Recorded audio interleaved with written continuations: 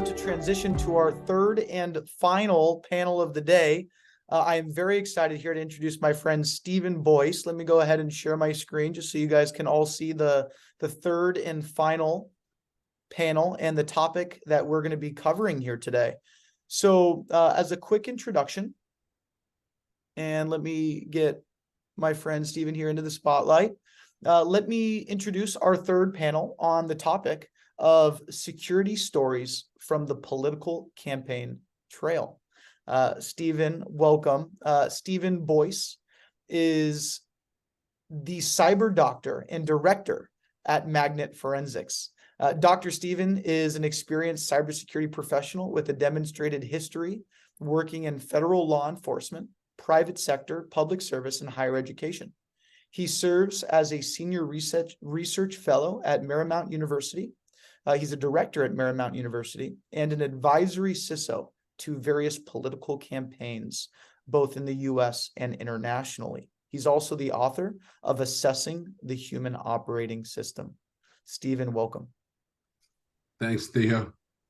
It's great to have you back with us here. I don't know if the audience knows this, but you've actually spoken on both of our panels for the US and here for Asia Pacific. So we're thrilled to have you back with us again. And I'm really looking forward to diving into this topic with you because it was so interesting last week when we did. Similar to the approach we took last week, could you maybe start by just setting the frame here, Stephen, and sharing a little bit with our audience about what is political campaign security? Obviously, it's relevant, just the timing of everything going on as 2024 approaches in the US. And I know there's a number of various political events happening around the world, obviously, as well. So if you could just share a little bit around what political security means and what it is that you do, we'll start there. Yeah, absolutely. When you think around elections and, as a part of my journey in the industry, I spent 9 months at a very popular civil society organization or not-for-profit based here in the United States, but certainly had global reach.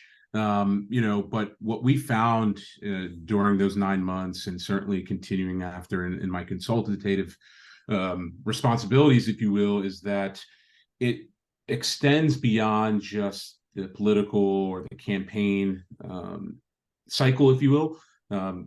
Candidates have ramifications, whether years or months after an election, whether they are elected or not elected, whether they're, their families. And so what we found was that, there's a lot that we need to do. Unfortunately, nefarious actors aren't just going to limit their targeting. So I had actually a lot of discussions after our last front lines with some folks that were, attending who reached out, who said really opposition research, which has been around for a while in the political world, all over the world, if you will, opposition research, which is essentially looking at your opponent and trying to dig for information, has essentially been exacerbated over the last, many years. And as a result, there's this digital safety, cybersecurity component, which continues to grow in that there's opposition research, which is, I would say there's what's right and what's wrong, but then there's also people, individuals of themselves, groups, nefarious actors who are essentially doing opposition research and trying to use that to influence voters, influence, the results, and ultimately potentially launch a smear campaign, disinformation campaign, etc. So the hacker in this stance, right? You've talked about opposition research, but it could also be a nation state. It could also be an actual cyber threat actor, the same type of threat actor. The folks here on this call, with the majority of them being cybersecurity professionals, are used to defending against for their own organizations. Could you share a little bit around, in addition to the opposition research that you discussed, what are some of the motivations of these criminals? And in some cases, what are the hackers after? What is it that these political campaigns are protecting?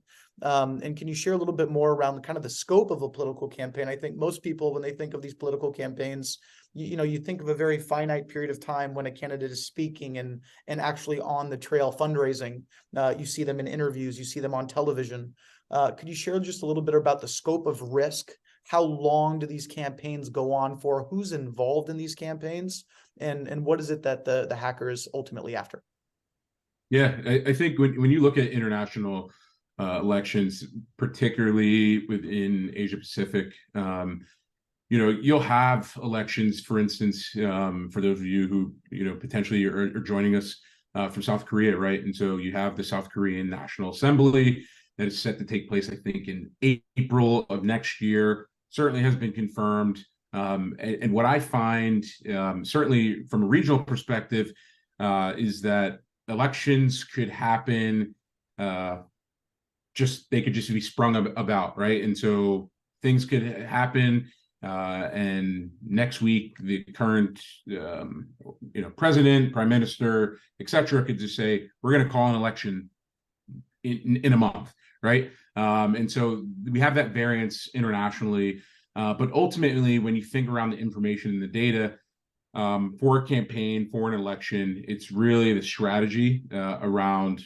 what their platform is, what they stand for, and how they plan on executing their win, right? And ultimately, in a campaign, candidates are in it to win, and we'll have various different strategies, have various different folks behind the scenes, kind of working toward that. But it's the data, right? That's ultimately what they're protecting, what they're after, and they do a great job, certainly in the 21st century, at documenting, how they're going to do things, what they're going to do, what they're not going to do, and how they're going to go about things. So the data, the strategy, that is the IP that these politicians and their campaigns are protecting. Who's involved in the protection of this? So, you see the person on TV, but as you explained to us last week, there are sometimes a pretty high volume of people involved. I know you spoke to some elections that you've seen in the US. Perhaps it might be similar, or maybe a little bit more nuanced internationally. How many people are typically involved in a campaign, perhaps at different levels of what the person's running for? I'm sure that has a lot to do with the size of the actual volume of people involved in each campaign. Yeah, I think internationally, I've seen and been a part of more national elections, if you will, and so they tend to be larger on scale. Entire countries getting involved. Much of what we see here in the United States, typically every 2 to 4 years, these countries, you have a large involvement, and so what I found, ironically enough, and really going back years, is that there's always been a huge physical security component to elections internationally, right? And I think other countries have seen what has happened as a result of elections, right? Violence that has broken out. We've had coups that have unfortunately taken place throughout the region as a result of elections, false imprisonment. And so there's certainly, from a international perspective, there's a large physical security component to a lot of these elections that are taking place. A lot of protests that we see. And so the physical security of the candidate, of the electoral process, is extremely important. And then the cybersecurity component, certainly in 2023, for those of you who may be in the cyber threat intelligence realm, open source intelligence is huge as it relates to these elections, right? Understanding where the candidate is going or potentially going, and figuring out what's happening, what's taking place, what are there rallies, or there protests happening there, or the dissidents that are saying they're going to do something, unfortunately.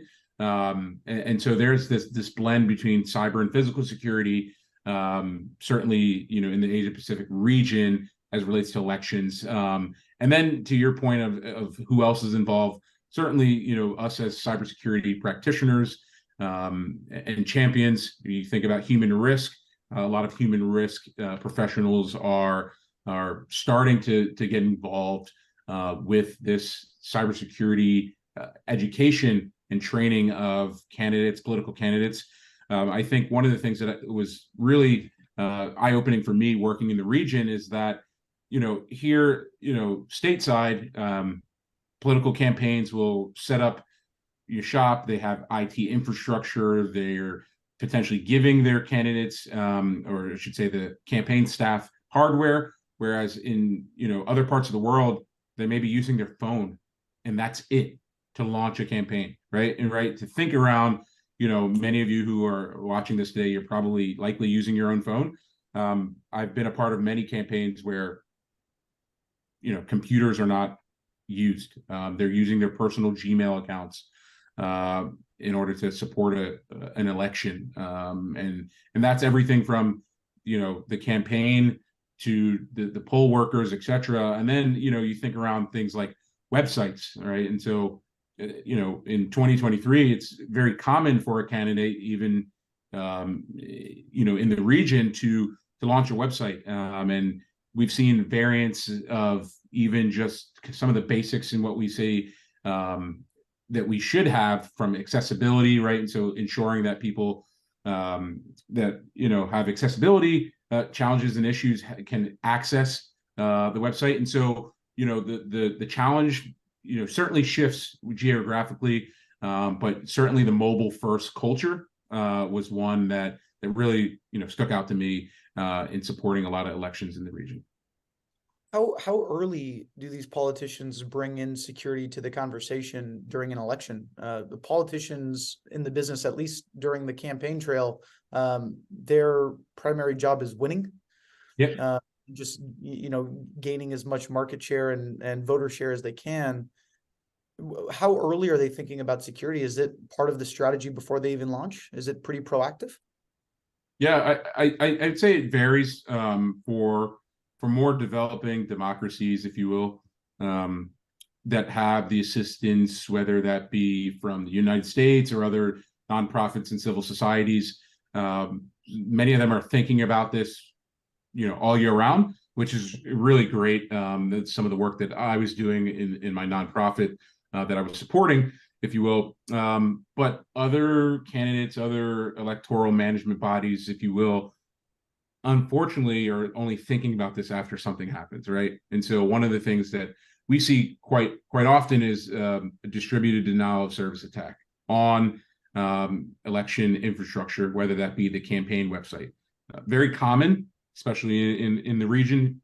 And so after a huge DDoS attack, which takes out the website, then it's hey, we need to do this cyber risk IT security thing for our campaign for the election. And then you also think about emergent technologies that are certainly being used and embraced in the region, and the potential impact or security ramifications of that. And so unfortunately, that is an afterthought. It's, hey, we have the latest and greatest technology to be able to vote from our phones, for instance, right? And then there's potentially some sort of breach or something that has happened there, and then security is then brought in to say, hey, maybe we should look at this. Maybe we should roll back to paper-based ballots. And so have had a lot of conversations over the years around electronic voting and things that don't necessarily take place here in the United States today, but certainly have been around in the region and have been embraced. And security potentially has been integrated into some of these things or not, right? But culturally has been a crucial part of the infrastructure in the region. And the way you described just the emergence of both software and hardware for these politicians and the folks involved in the campaign, I obviously the human element becomes a pretty big piece of your story and what you're advising these elections on. Can you share a little bit more around the discussions you have with various politicians and their teams around just securing the human? If they're operating off their mobile devices, they're using their personal email addresses. In some cases, it sounds like they're actually deploying corporate machines and laptops for the team that gets involved. But could you share a little bit more about how you're educating those groups just around securing people? Yeah, it really becomes a digital safety exercise for me, especially internationally when it comes to elections, because many of these candidates, as I think many of us who are listening here today will understand, that there's a physical component to this, right? If the harm of the someone, and so what we have is a lot of, let's just call it, political staffers, if you will, and so campaign staffers who may be particularly targeted by the current, let's call it, administration, while they are campaigning, trying to campaign for an election. And so it's around really like doing certain things like installing multi-factor for their personal accounts. I couldn't tell you the amount of time I've spent advising campaigns on social media, hardening their social media accounts, right? And so when you think around, how do they campaign? A large part of their campaign and civic education and engagement is done on social media, right? And so Facebook certainly is a platform that many use, and so Facebook has a lot of different features to protect campaign and election workers, because there is that physical component where their phone or their computer may be seized by military intelligence police of that country, and so a lot of it is around, hey, here's how you protect your Instagram, your Facebook, your Twitter, because these are the platforms that they are primarily using when it comes to elections and just doing their job. I know you mentioned sometimes internationally elections can spring up relatively fast in a matter of days, weeks, months. On the other hand, we're obviously exposed to as well, such as in the United States, where elections can be a multi-year effort, or campaigns can be a multi-year effort. I know you had previously shared a story, and I thought this was really interesting, and a whole nother type of risk as opposed to just being hacked. There's a massive risk associated with the employees of someone on a campaign with a politician that maybe isn't there for the entirety of the election. So maybe they start working for a politician and they're there for the first 50%, but at the 50% mark, they decide to exit, or for some reason they exit that campaign process. And now there's a massive risk of this individual who knows what you described as the IP, right? That's the data. That's what needs to be protected. It's the strategy of how the politician is positioning themselves. That information is now taken out the door with the individual who's no longer part of that campaign. Could you share just a little bit more about that risk? Because that's a whole nother vector, which is very interesting. Same type of risk that I'm sure anyone here on this call can relate to with employees that might exit a business that have critical information just from their employment. But it's a very interesting twist when you factor it into an election. So could you share a little bit more about what you've seen there? Yeah. I thinking internationally, again, to these more nationwide, countrywide elections, you typically will have, a party or a candidate who's been established, maybe for, years, decades, etc. And then maybe the opposition coming in to try to displace or change things up. And one of the things that we've seen, particularly internationally, is that there's going to be a lot of candidates that are going to be running under a specific party initially, right? And so you'll have the incumbent, and you'll have certainly the front runner, etc. But what we find is in a crowded race where there's multiple candidates, and ultimately, based on the political system that's in place in that country, that one candidate will emerge for this party, right? But along the way, there's kind of it's the fittest will survive. And so along the process, as the process is weeding candidates out, what we find is that political staffers, campaign staffers, etc., will be moving around throughout the campaign, whether that's due to, okay, our campaign is no longer around anymore, and so this is what I do for a living.